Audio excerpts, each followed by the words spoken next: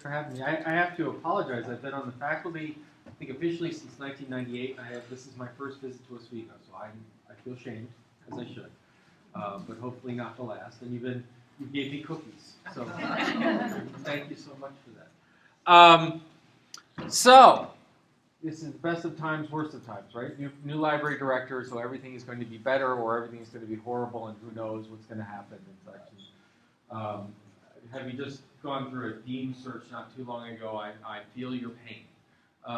So I've been asked to talk a little bit about future trends and possibilities, things out in the field to look at. I've tried to also make some comments that I think I've seen with successful directors, and I'm starting using your own words against you in that in your mission statement you say that you will be the heart of teaching and learning on campus. I actually really like your mission statement. It has the words "we" in it as opposed to "the library shall." Because libraries do nothing but exert gravity and fall apart, right? But librarians and staff and clerk and faculty and students are what make things happen. So I want to come back, and I just found, I was trying to find that image that was interesting but not too anatomical so that you were nauseous while you were eating the cookies. And I'm not sure I've succeeded here. But I want to come back to this notion of being the heart of the campus and the heart of learning for a bit. But I want to begin by answering what I think is the question that I've been called upon to answer, and that is, what is the future of libraries? And it's almost always asked in sort of, what is the future of libraries? Or in a sort of dismissive way, what is the future of libraries? And this is a question that was given to me, has been given to me many a time. By students and such. But the time I want to talk about was actually the MacArthur Foundation asked this question. They said, Dave, you've got a month. Go find out what the future of libraries is. And so what I did was I would pick up the phone and I would start calling folks. And, I'd call library directors and people in the field and sort of say, what is the future of library? And the response was almost always universally, what do you mean by that? Do you mean public? Do you mean academic? Do you mean this? Whatever. And sort of how do we slice and dice this question? But another interesting thing that would happen is I would call a public library director and say, what is the future of libraries? And they would invariably say, well, I can't tell you the future of academic libraries because they're screwed. But in public libraries, we're going to be a community space that's all about learning. And I would call up an academic library director and they would say, well, I can't tell you about public libraries because they're screwed. But for us, it's all going to be a community space that's all about learning. And you just sort of go, hello, can we talk to each other? I think way too often in this field, we've taken the tools that we apply to collections of materials and books and how we sort of reduce them down to a category, a number, or a letter in this case, and put them on shelves and apply them to ourselves. That somehow we can't just be librarians. We have to be academic librarians. Well, we're public service academic librarians. Well, we're public service academic librarians in a public university. Well, and we just keep going down and down and down and down. Right? It's the old faculty metaphor of, take pond, divide in two until biggest fish within it I am. And we don't see that there's a lot of commonality. That in fact, you could talk a little bit about the future of libraries because exists out there a relatively common vision. So I'm going to go through this briefly, but this is some of the results from that surveying work and talking and looking at the literature about what is the future of library. And that is the first thing is that it is about librarians. Their skills and preparations are key to the future of the library. That we could talk about the buildings and the collections, but we're going to talk about librarians are really being crucial. Now I know several of you here work in the library but don't have the key to the executive washroom of the MLS. And let me just say that as someone who prepares librarians and who anoints them with that Master's of Library Science, I don't make such a big distinction. I sort of have a hit by the bus definition of a librarian. If you were hit by a bus, would the library cease to function? You are a librarian. That's how it works, right? Because we know that there are all sorts of people keeping the systems running, keeping the facilities running, who know that collection like no one else. And while they may not have a master's degree behind it, they are librarians. They have things to contribute to this field. So I'm going to be really sloppy with that title. I'm just telling you that ahead of time. And the point was that we can keep talking. Am I going to drive you nuts with that camera if I keep going back and forth, or has it got a wide enough lens? All right, very good. librarians are important to this. The human factor is important to this, more so than what we used to worry about with things like collections and physical buildings. That the library's place will continue to play an important but different role. That it's much more of a trusted community space. So we'll come back to that in a second. That education and learning are at the core of library services. That is, it's not something that we support, it's something that we're a part of. That the library and librarians are actively engaged in the educational mission of the university, not as a supplemental or support role, but at the front lines. That the information world is increasingly digital, yeah. We need better data to understand what we're doing, and that policies on intellectual property, openness of government information, and privacy outside of the library will have a huge impact. We're seeing that already with things like the Google Book settlement. We're seeing that with challenges to things like the first sale doctrine. We're seeing lots of different issues that, frankly, libraries, the famous line, if libraries didn't exist, it would be illegal to create them today. I mean, we have this social compact around the idea that we are allowed to collect this, we're allowed to circulate this, we're allowed to digitize this. We have these whole wonderful ideas around fair use, but a lot of those are being eroded. And we see that already in things like our collections. I mean, the information world is increasingly digital. That's interesting, but it's not quite sufficient to say what's really happening is that as libraries' collections have shifted digital, they didn't just shift in format, they shifted in ownership model. That we went from buying collections to leasing and renting collections. And that has dramatic shifts in how libraries operate.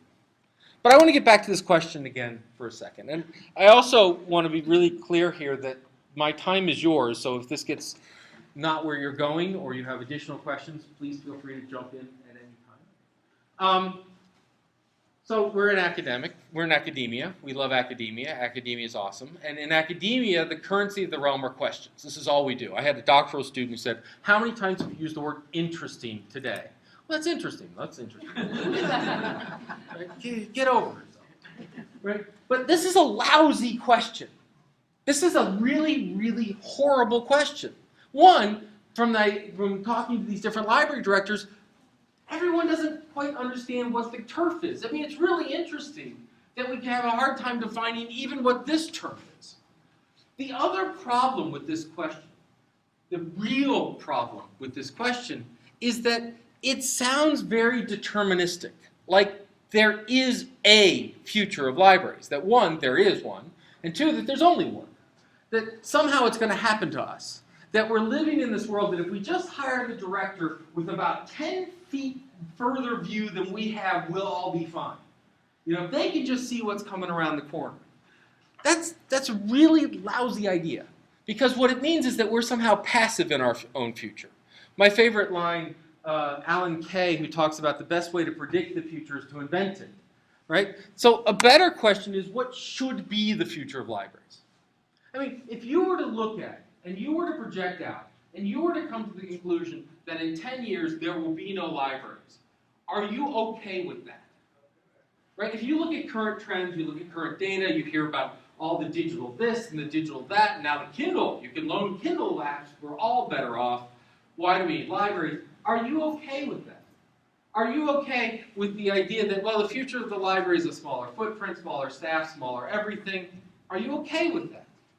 Now, I ask you this for two reasons. One, there's a self-preservation aspect of it, but a larger aspect, are you okay with the idea that there's a multi-disciplinary unit that deals with memory and important information from the student to the provost to the faculty member that is core to this institution and allows it to understand the world around it, or not? Or which one are you okay with? Right? So we're not going to ask what is the future of library, because that really is up to us. That's really up to you.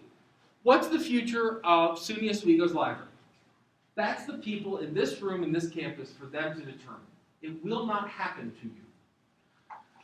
Next thing, what about what I said before, and librarians?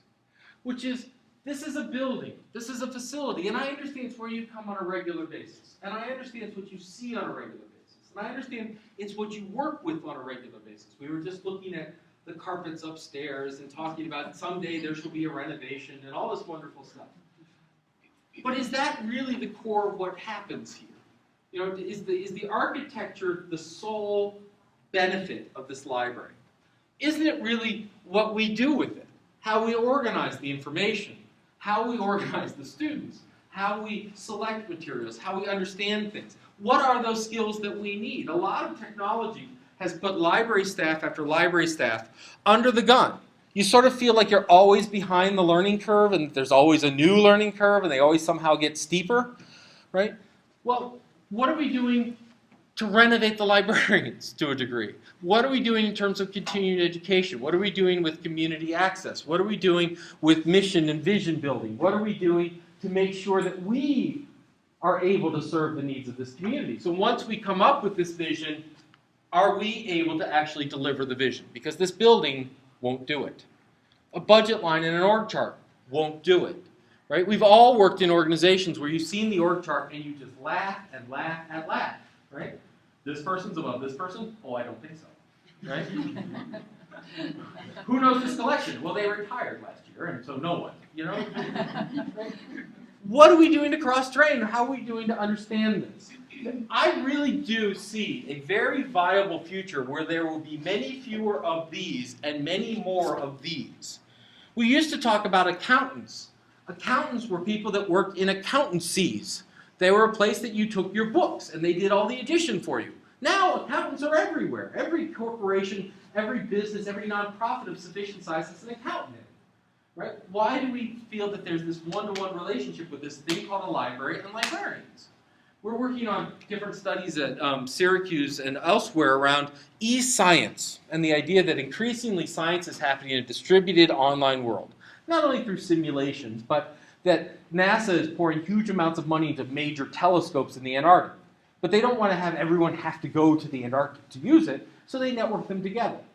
And what they're finding is they have scientists work in these online and digital settings. They need help. Every scientific discipline in this university is becoming an information-based discipline. Every discipline is generating data that needs to be stored. Every discipline is generating communications and collaborations that need to be communicated. Everyone is dealing with the idea of network information, transferring that information, open source. All of those things are at their hearts information problems. At their hearts, librarian problems. They're doing brilliant physics, but they can't do the brilliant physics unless they have access to the network and the information. Right? So we're talking about now embedding increasingly librarians within laboratories, within research groups, within proposal writing teams, where they're working on the infrastructure, the intellectual information infrastructure to allow the science to occur.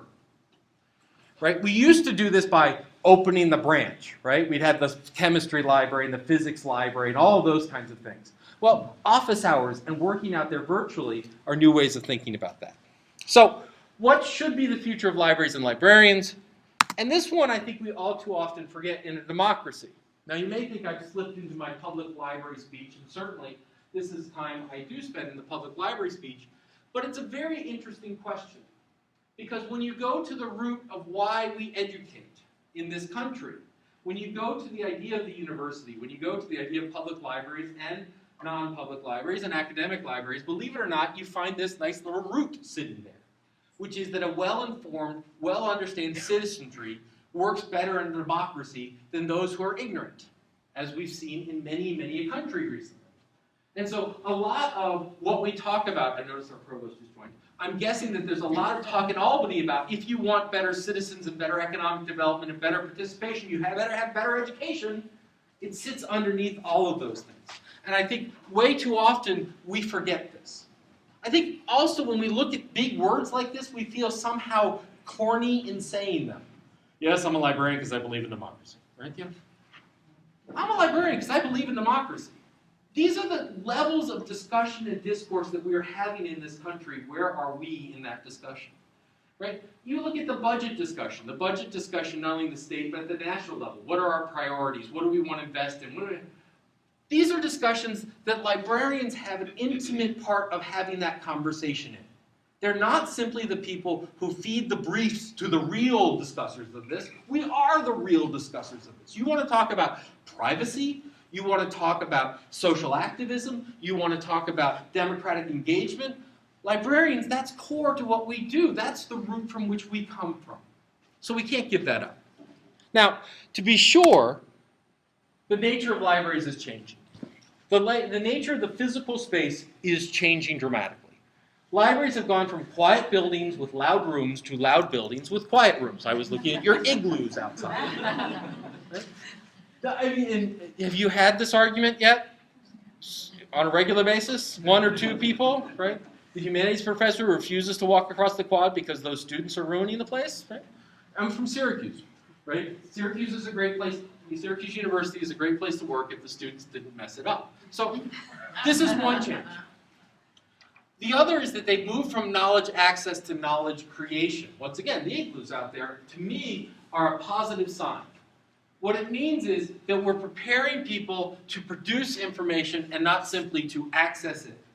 Right? This is one that we talk about alignments within the mission.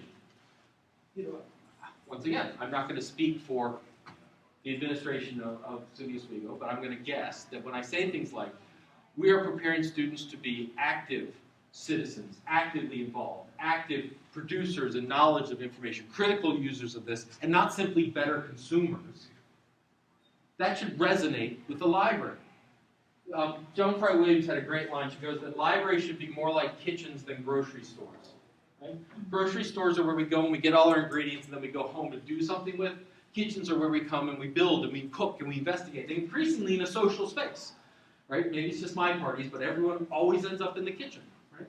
Because that's where interesting things happen. One, if you're socially awkward, you can always look busy by cutting something. But the point being that we need to talk about, if we're preparing in our classrooms the teachers who are critical understanders of curriculum, if we're preparing business people who are masters of industry, if we're preparing physicists, if we're preparing chemists, if we're preparing these folks to be actively engaged in information, this is a place in which they can do that. So possibly instead of investing in more and more things to go on shelves, we need to invest in podcasting equipment, and we need to in media laboratories and software. And we need to start putting this stuff on the shelf, things that come from our community and not things that we are bringing to our community. Increasingly, this space is the territory of the community and not of the librarian.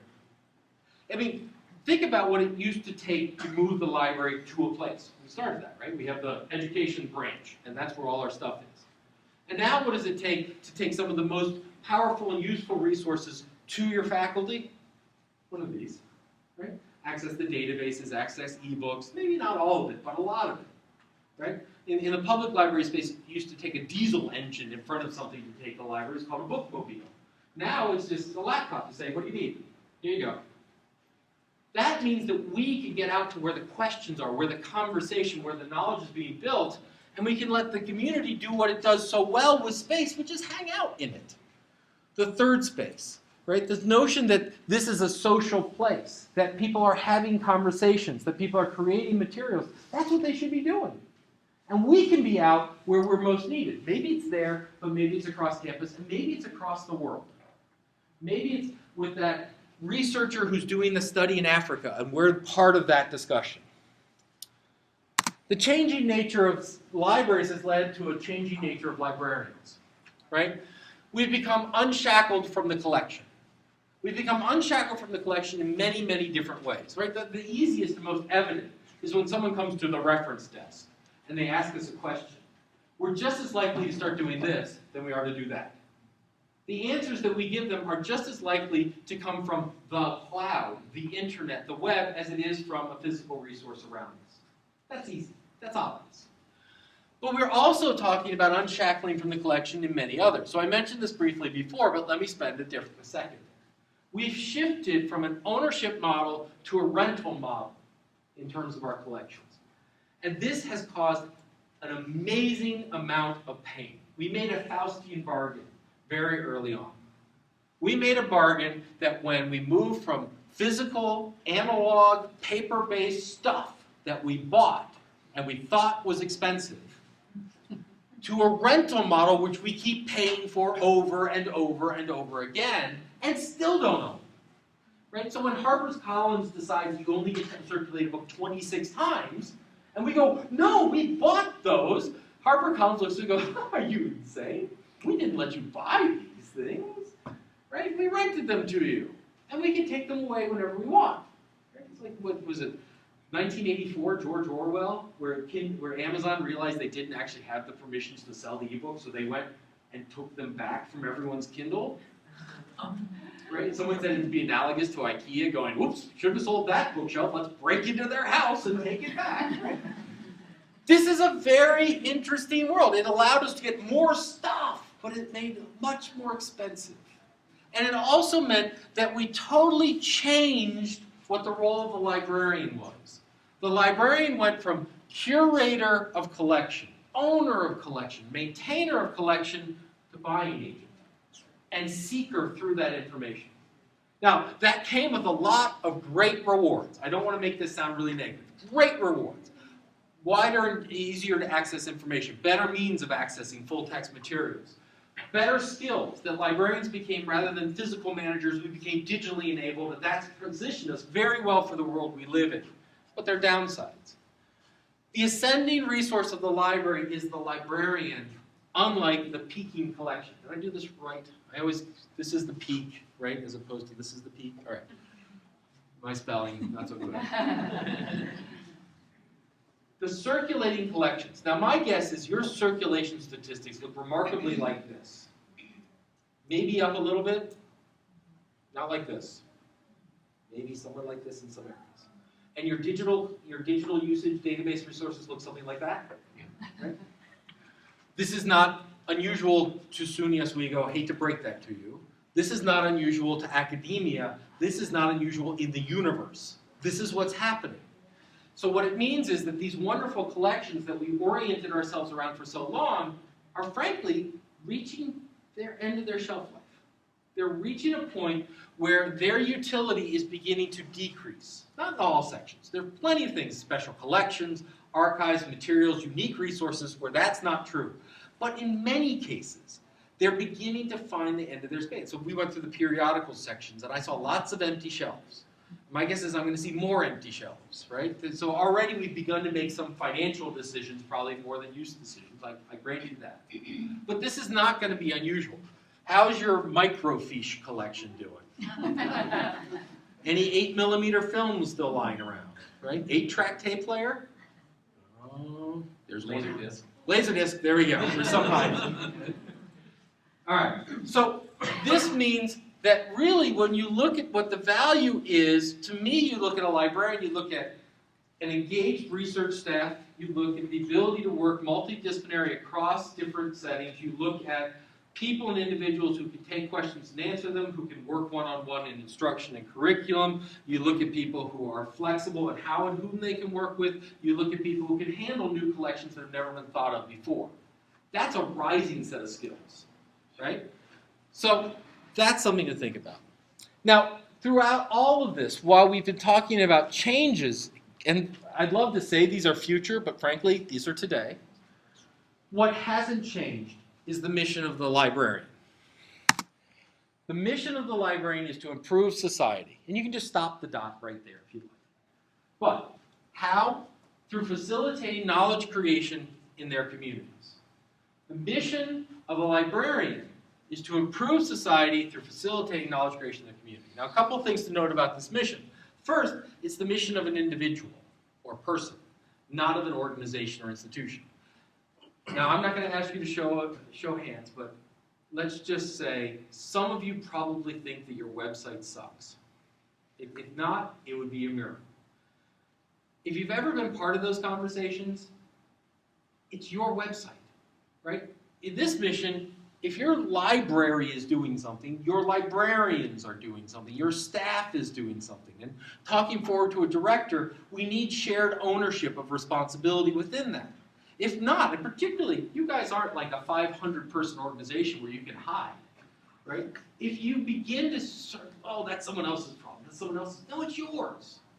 The mission is yours. Whether you're doing this sitting at a desk, whether you're doing this wandering through the stacks, whether you're doing this through metadata creation, it's still about improving knowledge, and it's still about facilitating knowledge creation. Now, how we do that, we need to break that down. So we can take these sort of major key terms, mission, librarians, whatever, and we can begin to break them down. Now, I'm not going to go through all of them. There's a book. But I'm going to just hit a few highlights. So I'm going to start with knowledge creation, because this is one where I gave that mission and a librarian said, but no, that's the professor's job. My job is to resource the student or the professor so that they can facilitate knowledge creation. So let me be very clear on what I mean by knowledge creation. Knowledge is created through conversation. Now this comes out of lovely theory and learning theory and education theory, a fellow by the name of Gordon Pask, sort of a chemically enhanced professor from the 70s, who looked at how do people learn. And what he did is he said people learn through conversations. Right? Now those conversations can be like this, one to groups, they can be one-on-one, they can be between different groups, they can be between different organizations. They can also, if you can sort of abstract them out, like for example, many humanities professors are dealing with conversations that have lasted over the millennium, from society to society. But they go the other way as well. In other words, I can have lots of conversations with myself. Call it metacognition or critical thinking or whatever you want. The majority of our learning is done that way. When you're reading, you're not having a conversation with the book. It's dead trees. It doesn't talk back. Right? You're not having it to the author because, you know, if you ask Bill Shakespeare why Hamlet was so screwed up, he's not waiting to take your call. You're having a conversation with yourself. Do I believe this? Do I understand this? Oh, this is how that fits. Oh, I get it. And by the way, this isn't just if you're reading your math textbook. This is if you're reading beautiful fiction. Right? We learn so much about ourselves by how we react emotionally and understand things from brilliant writers. So we're having these conversations.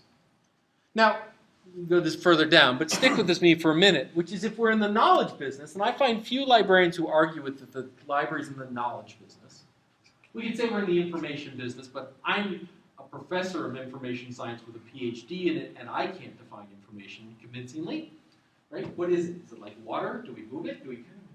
It's knowledge. Right? We don't care if we transfer bits to you. We care if you understand. We care if you learn something new. So we're in the knowledge business. If we're in the knowledge business, we're in the conversation business.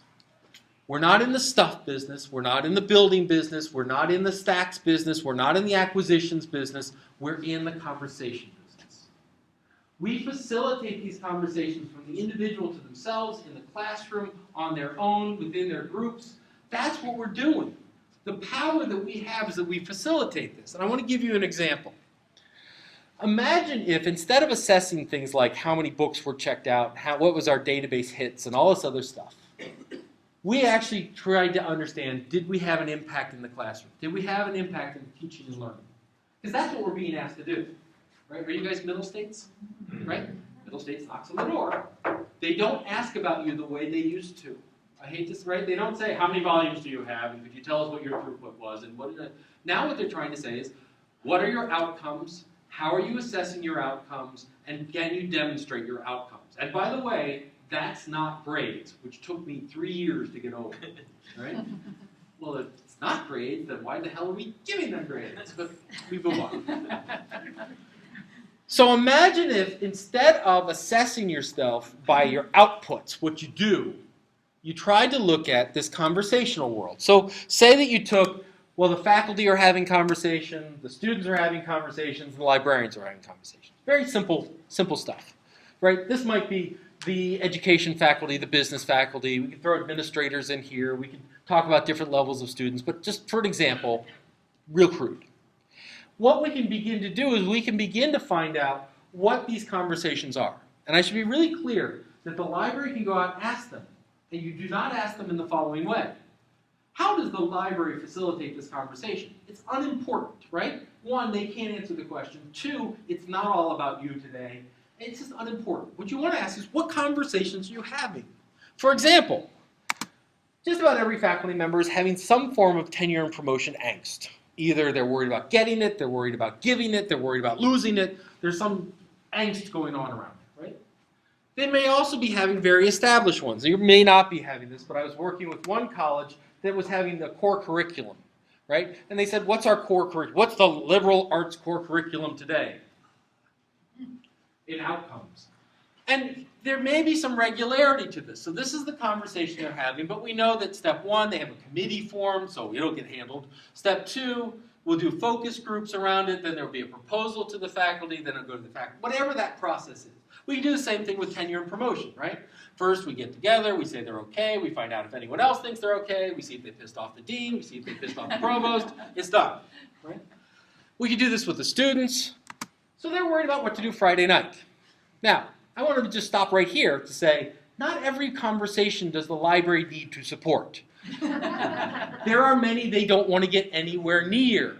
But actually, this is interesting because some universities very much want to get around this. They're worried about things like in Vocus Parentis, they're worried about security issues, they're worried about binge drinking. They actually got into that conversation, where many of us would run away from that conversation. But we also know they're having conversations like their English 101, where they have to do a topic exploration, research, and grammar. This is the one that happens, right? This is the one that happens right around fall semester. It's the one you have like all the answers sitting behind your desk, but you still make them go through tortured areas. I need to do a paper. Oh, really? As if it's the first time they've ever said that. Yes. Oh, pray tell. What? You know, it's like, well, it's going to be on this. Oh, really? It's an amazing topic I've never heard. Yeah, meanwhile, you could have just given them 3 other. Anyway.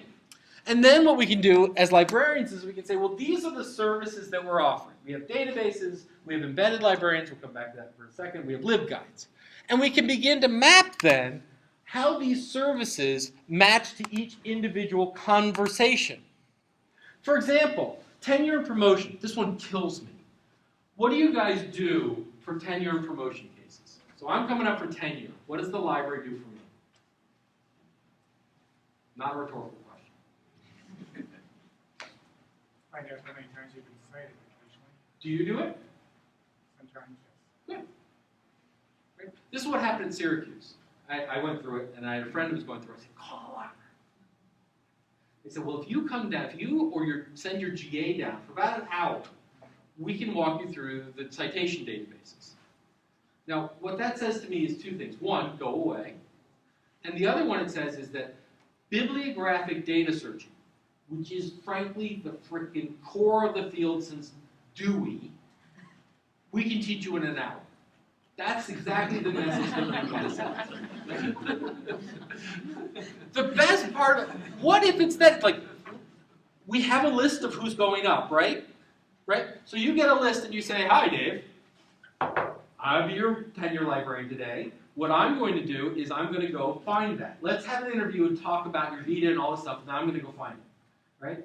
And you go and find those materials, those citations. Now, the best part of this is, if they get tenure, you are the biggest hero in their whole universe, and they will like turn over entire classes to you.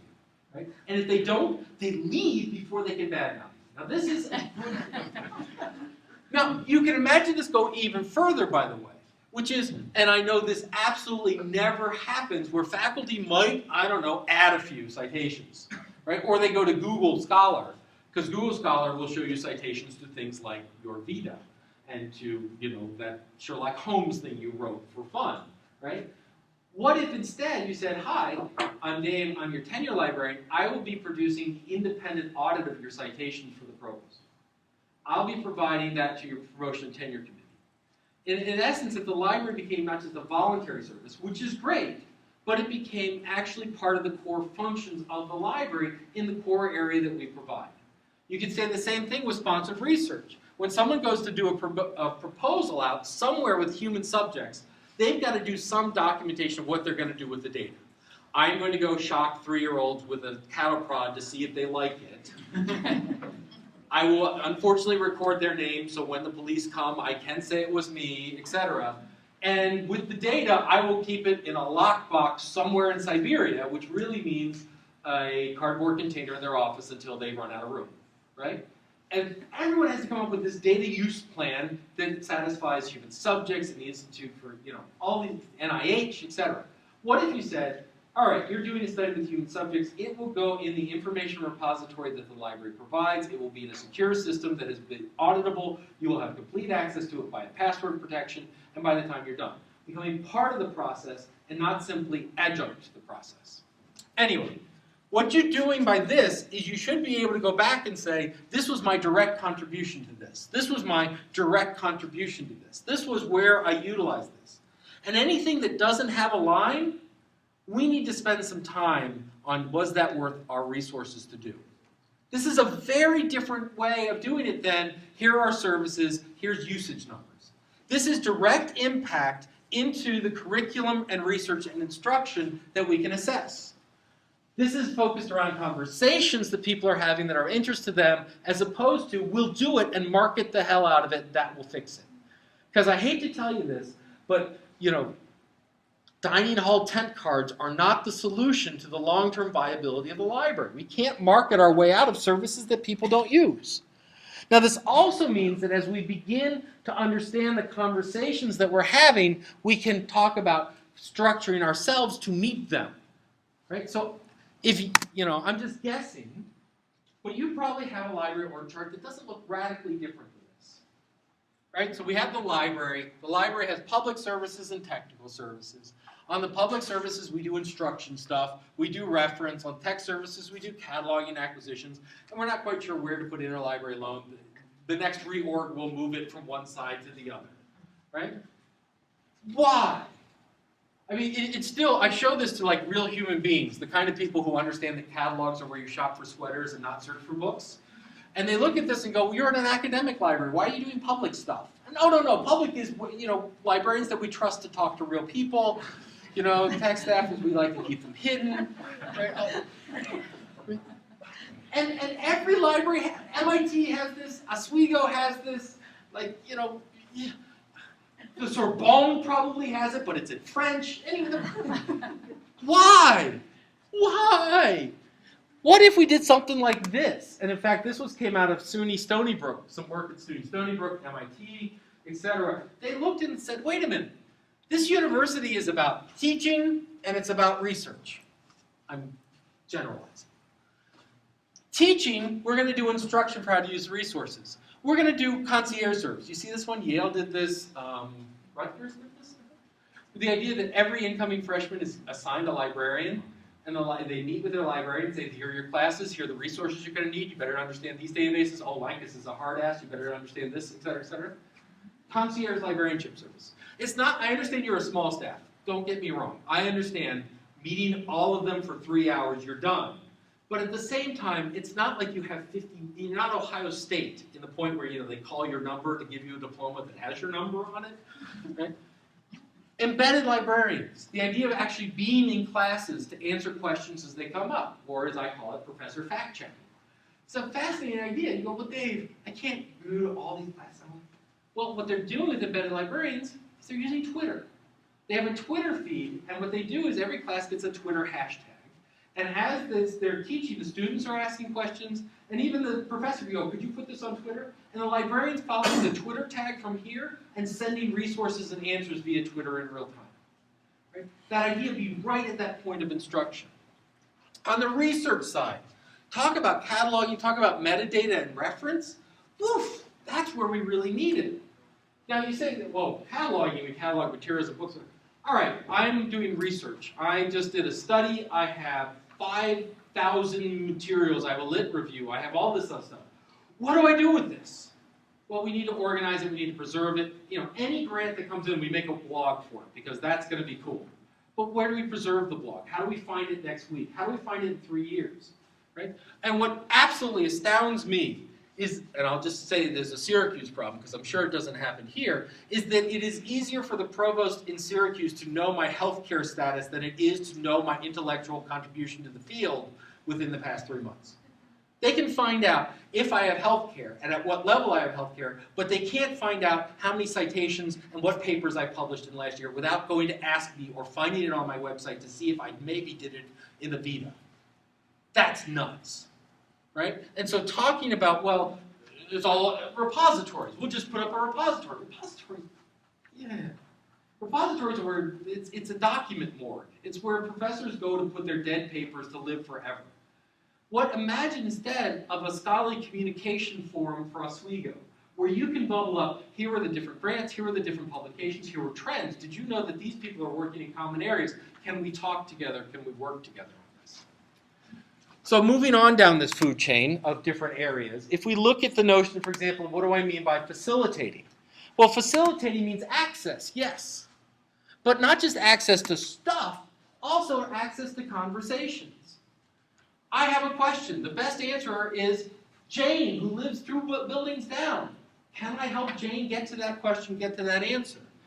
Do you know that these 2 faculty members are working on this? I'm working in this research area. Who else is? I'm teaching this topic. Who else has taught it? Knowledge, which is to get to a conversation, I usually have to have some baseline of knowledge to do it, right? So if you're having a conversation and you want to know the latest stuff, go to Eric. What's Eric? Well, this is what Eric is. How do I search Eric, right? So we have to do basic instruction stuff. But a safe environment in which to do this. For example, the Commons. What do we want to facilitate? So back in my earlier virtual reference days, I had a librarian who came to me and says, well, we don't do virtual reference in my library. Sort of sheepishly, almost ashamed, because that was the cool thing that everyone did. I said, well, tell me about your library. She goes, well, it's an all-girls liberal arts school in the Northeast. And at 9 o'clock at night, all the students come over in their bunny slippers and pajamas to study in the library. And I said, never offer virtual reference, right? You don't want to, that's the community that you want to create. How are we creating that? How are we utilizing that resource? How are we allowing that to happen? And finally, motivation, right? So we talked a little bit about this. We talked about in tenure and sponsored research where we can build on why people are doing it and how they're doing it. Ultimately, what we're trying to deal with is a social compact with the community. A lot of what I've said today is not new news to those who keep up with blogs and read articles. It's like, yeah, Commons, yeah, this. But how many of these discussions have we had with these folks? So I'll tell you the Syracuse University story. The Syracuse University story is we were full. The library was full. Our shelf utilization was at 92%. And so what did we do? We were going to off-site. We were going to go through the collection. I say we. I can't take blame nor credit for this. The library was going to take it off. They were going to build an off-site storage. Originally, it was going to be NYU. It was going to be like right on our south campus. But then NYU pulled out at the last second. So we were going to take all these books and ship them down to Fishkill, New York. Right? Why? It's cheap. Right? And we were going to put them in bins. The humanities faculty went nuts. They went crazy. They said, what are you talking about? They said, your library's crap already. You're going to make it crappier for me? You know, you don't have the collections we need. And the librarians were coming afterward. They said, we didn't know where this came from. They said, years ago, they stopped asking for new books and new materials. We thought it was because we were serving them well. The truth is they had given up on us. I'm going to put this request. You'll never get it. You'll never get it. Right? So they stopped asking over time. And suddenly, bam! Now, why were they doing the off-site storage? It wasn't just because they were full. They were also clearing out the first floor and the basement floor for your igloos, for community space, for discussion space, for the corner space. And the librarians had lots of data and evidence to show that students were using. I mean, you walked in after they opened the cafe, you opened after they took away the turnstiles, after they opened up the first floor. It was packed, certainly more packed than our student offices were. And the humanities faculty said, I don't care, that's not what a library is for. For me, more books, more books. I mean, they're like hoarders. Just put them everywhere. I'll find them. All too often, I mean, come on, you know that you have faculty that know that collection better than you do, right? The library was having a conversation amongst itself. This happens way too often, where we were finding new ways of serving, new ways of benefiting, but we didn't actually talk to the people that we were benefiting. And so what it quickly turned into, and it was ugly, was undergraduates need the space, graduate students don't. Who are you here for? Pick. As opposed to having a regular conversation with those faculty saying, we have a lot of stuff here that's junk. Tell us what we can get rid of. Help us do our weed. Help us figure out what can go on-site and off-site. Help us come up. In other words, this ongoing conversation. So here's what's going to happen this year and next year. Your search committee, your provost is going to have a great conversation about what the future of library is. They're going to hire a director, and it'll become the director's role. And if that director, and if you never have that conversation on an ongoing basis, you have failed your search. Because this has to be a constant conversation. It's just like the university. What are our priorities? What is our mission? We can't just every 10 years stop and come up with new ones. We have to have a regular ongoing feedback and conversation within that. Because over time, these compacts will evolve and mold and change. So Dave's saying, now we're about conversations and not stuff. All right. Did we bother to tell anyone that? Do we know how we're evaluating that? Do we see how does that turn into a tenure statement for a librarian? When you guys go up for tenure, do you have, for example, if you're a reference librarian, can you include transcripts that show how well you did in reference? You can do that now. You couldn't before. Can you talk about number of times you presented in the classroom? And not just the papers that we submitted and we tied to ALA to get this documented. Right? What impacts did we have? And that needs to be a conversation with promotion and tenure to see how it works.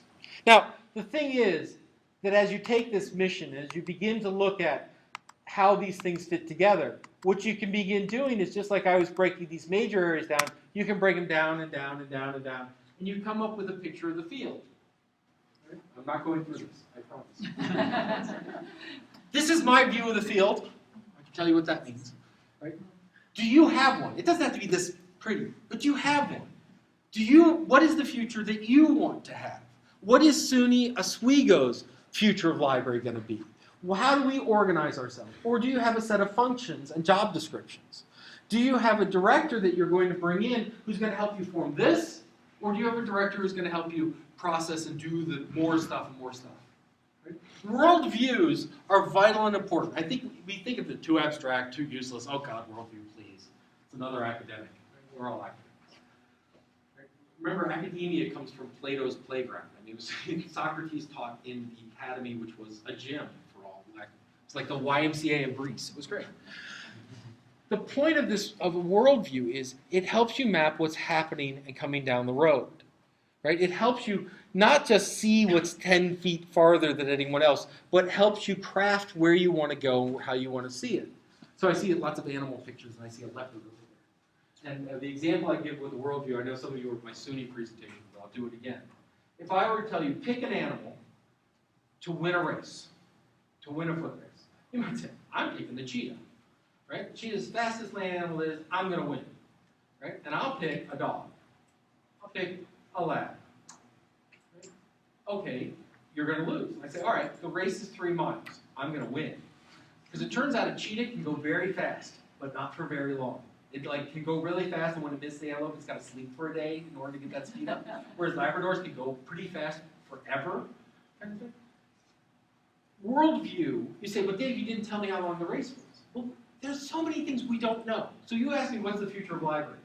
I don't know. Tell me about the demographics of your population. Tell me how active your faculty is. Tell me what your major strategic goals are. Do you want to increase research overhead and research funding? Do you want to increase teacher quality? Do you want to be the low-cost provider? Or do you want to be the quality provider? How are you going to impact Albany? What's your position currently with Albany? All those factors make your future unique. And unless you're paying attention to all those factors and have your worldview that accommodates those, you're just going to be bouncing from one to another. Because if you're doing cataloging because you've always done cataloging, if you're doing reference because you've always done reference, if you're doing interlibrary loan because you've always done interlibrary loan, stop it. And ask yourself, why are we doing this? And there are some great answers. But you may find there's one or two that you say, this was brilliant in its day. But that day is done. And that can be tough, because people who own that function, people who did that function, feel like you're devaluing what they did. And what you have to build is a culture that says, no. If you didn't do that, we couldn't be here. But if we keep doing that, we can't be there. Right? That's a very different message than, why the hell do you have government docs? Well, because government transparency was kind of important during the Nixon administration, and that's how we did it. Right? Absolutely true. But now, if you depend on government docs as in what the government sends you from the printing press, you are screwed in terms of transparency, because everyone's realized that's the expensive way, and if I just throw it on my website, I can get rid of it in a week and say it was public disclosure. And librarians can be there and say, no, transparency is still while we're doing this. Now we're going to talk about an Albany transparency project. We're going to document every website, create a repository on everything that's important to our students. Couldn't do that unless you had done government docs before. And you couldn't have done government docs unless you'd had the card catalog to find your way through the soup doc number, etc. Right? And you couldn't do that unless you go, everything that we have done has been important, should be valued, and should be celebrated. But that's not why you continue it, is because you did it. You continue it because it still makes sense. So when you look for a new director, pardon the unsolicited advice, you need to find someone who's committed to conversation. And I don't mean that as in my grand scheme of it. You need to find a director who spends more time out of their office and more time not only on these floors, which is important, talking, but in the university, the whole building, and spends time building relationships, talking about what they need, talking about what's happening. Not that sits in their office and waits for you as the subject liaison to bring them up to speed. They need to be a partner on those visits. You need someone who's inventive. Once again, the future is not set in stone. I cannot come back down to you and say, here is the program that you must adopt at SUNY Oswego. You must have more common space. You must reduce your shelving by 20%. You must increase your data. I can't give you that formula. Only you can come up with it. And ultimately, whatever job description you have, I've read your job description, very nice. To hire the person with that job description, you have to say, here's our job description. There's an excellent chance that by the time you actually start the job, it will be different. The one thing I can guarantee you is that whatever job description you come up today will be out of date tomorrow. I can guarantee you. You need someone that says, absolutely. Absolutely. Having someone look at that and say, absolutely, is very important, as opposed to, can you tell me exactly what the square footage of my office would be? That's not the answer. Able to facilitate a deep worldview and a new social compact. You talk about the renovation. Brilliant. What do you want to renovate for? You guys have ideas. I don't want to say that let's just renovate for the hell of it. I know you have ideas. But have you all gotten together and really talked about not what it could look like, or not what Syracuse has, or not what Berkeley has? What do we need? I saw Lake Effect. I love that. Lake Effect Cafe. Though sometimes in winter, it's got to be not as cute. That cafe looks like a really cool, interesting space that brings something very different. You have a 24-hour room that I saw. Once again, there was some discussion about 24-hour access, right? Those space conversations didn't come from, let's have a cafe. I think it came from, how can we make a more social environment? How do we know that we've got study habits that go 24 hours a day? They come from the need. Have you done that for the rest of the building?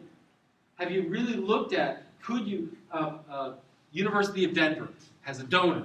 Donor's going to pay god-awful money to redo their library. And he made a deal with them. He said, we're going to gut your library. Gut it. Build it brand new. Whatever you want, you get it. They had approximately 1 million volumes. They said, you can bring 200,000 back. The donor said that. Now, we can be pissed off all we want about a donor saying that. But at the same time, we say, okay, could we? Couldn't we? How do we answer that question? What's the purpose of it? Clearly, the donor has in their mind a purpose. Do we agree to it? What is their worldview? And is there any accommodation, or are we in totally different pictures and say, please take your money and walk away? And are we willing to do that? And are we willing for the administration to do that? And if not, there's a breakdown in this conversation. There's a breakdown in this social compact. And this social compact is not negotiated once and left. It's something that we build every day. So are you guys, in fact, the heart of the campus? Right? It's on buildings. It must be. We're the heart of the campus. This is, by the way, the best anatomical drawing I could see that didn't get obscene. Anyway. I had someone say, I was going on an interview for an academic library director, and I told someone that I believe the library is the heart of the campus. They said, it's more like the spleen, isn't it? It's sort of there. We think it does something, but frankly, we can live without it. Right? I would tell you that this is not the right metaphor. I understand what you mean, but I want to give you a different metaphor. The metaphor is thinking of the library as the circulatory system of the university. That is, that we're in every part of the university. That as ideas emerge in education, we take them to business. As they emerge out of education or in business, we take them to liberal arts. We matchmake students. We matchmake projects. We help that university break down, frankly, the silos that we built over millennia. We are the people, right? I have yet to find one university that doesn't have an interdisciplinary program of some sort. We'll give you money, we'll not take your money, we'll do something, we'll throw you a party to be interdisciplinary. And faculty say, absolutely, as long as they're doing exactly what I'm doing. Right? You guys don't have that. You guys are in every classroom. You guys have the potential to work across every discipline, every faculty. You guys have the ability to bring information and facilitate these conversations. You want to start a really solid interdisciplinary program? Start it here. Start it by talking about students and what they need. Talk about core curriculum. Talk about information resources. Wouldn't it be amazing to go back to the English department and say, do you realize that 80 of the last 300 papers that were cited in your papers came from anthropology? Would you like to have a conversation there? What information resources were used recently? Did you know, by the way, that you're doing research on this topic, that this faculty member sitting in this building actually worked on a similar topic? Maybe you could have a conversation. That kind of data, being part of the life of the program, talking about tenure and promotion systems, talking about how you can be part of the research process to solve problems. To solve problems, not simply, oh, it's good, let's market it and hope they come to it. Ultimately, the future of the library comes back to our mission. This mission has not changed radically in the 3,000-year history of our profession.